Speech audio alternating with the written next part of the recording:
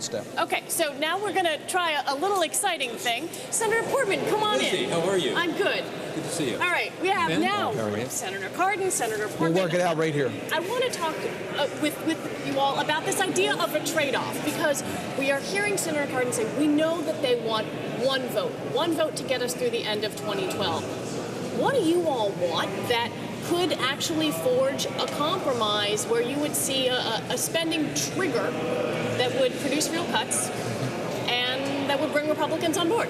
Yeah. Lizzie, I think the issue, and I want to hear from Ben on this, but the issue is cuts, and are they real and are they meaningful?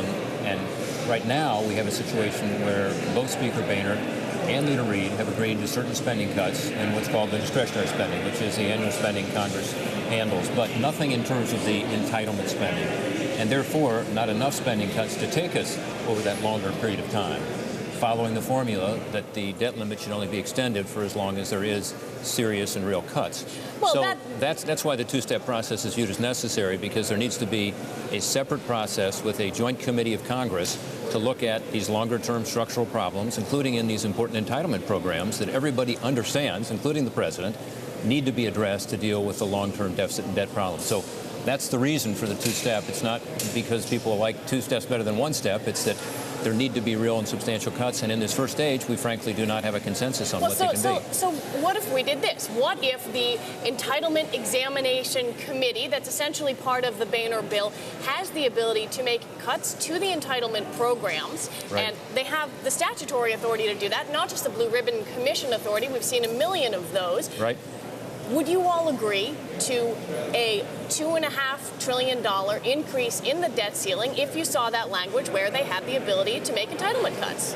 Well, if they made the cuts, but that's the question, is how do you get the committee to have consequences for not completing its work and having Congress actually vote on these necessary reductions? And so let's be honest, as you say, we've had a lot of commissions and committees and so on.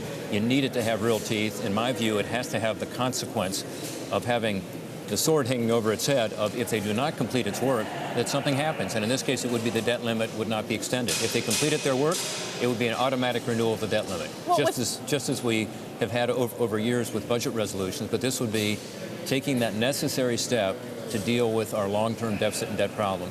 And if we don't do that, we have the same negative economic consequences that everyone's talking about today. Well, with all due respect, you're talking about a sword hanging over our heads. We already have that. I want to ask you, Senator Cardin, because your state, Maryland, is on the watch list of 5 states that could be downgraded if the U.S. drops to a AA rating. And at the same time, we know that the ratings agencies are saying if we don't see $4 trillion planned out in the next 90 days, we will, in fact, downgrade the U.S. to AA. That would hit your state as well. Do you see any way to get to $4 trillion and a plan that both sides could agree on in the next 90 days? Well, I'm not sure I would quite word it the way you did, but we have 2 goals. Goal 1 is to get through August the 2nd. We need to raise the debt ceiling. Now, we can argue what relevancy that is to deficit reduction, but we need to get that debt ceiling increased, and we need to do it through this term of Congress so we don't put our nation through what we've gone through over the last couple months. Goal 2, and it's very important, we've got to manage our deficit. We've got to get our spending under control. Senator Portman's correct. We need to really consider all the items. We're not going to get that by August 2nd. We can make a significant down payment on it by August the 2nd, and we can develop a mechanism that can get us to a balanced approach. But one item you didn't ask Senator Portman about is revenues. And I'm going to tell you the Democrats are going to insist if we have a credible plan, we need to make sure that revenues are included, not raising rates, but dealing with the abuses that are in our tax code today. Could that get Republican support? Well, that's the idea of this committee. It's to look at really 3 things as I see it. One is the entitlements we talked about, structural reforms, the entitlements, which, again, there seems to be a consensus about the necessity of, but not the political will to do it. And frankly, it's not going to be done in the next 2 days. So that has to be part of this longer term. Second is tax reform. And tax reform has to include making our tax code more pro-growth, pro-investment, and improve our economy. And again, economists across the spectrum agree that can and should be done. And finally is budget reform. We need to have a budget process here. Ben and I agree on this, where we actually are going back to the regular order where we deal with these issues on the Senate floor. You mean we don't get to do this again in September? Well, we haven't done it for two years around here, and that has to be part of it. So these are things that can happen, but they will happen after. I agree with Ben, we need to extend the debt limit in this first discretionary cut period, and that can take it until, if it's $900 billion, which is what people think is in the Boehner and Reed plans, it takes it till early next year.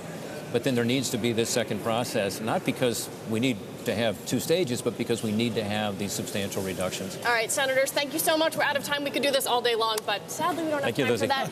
Carol, I'm going to send it back to you in New York. All right, terrific.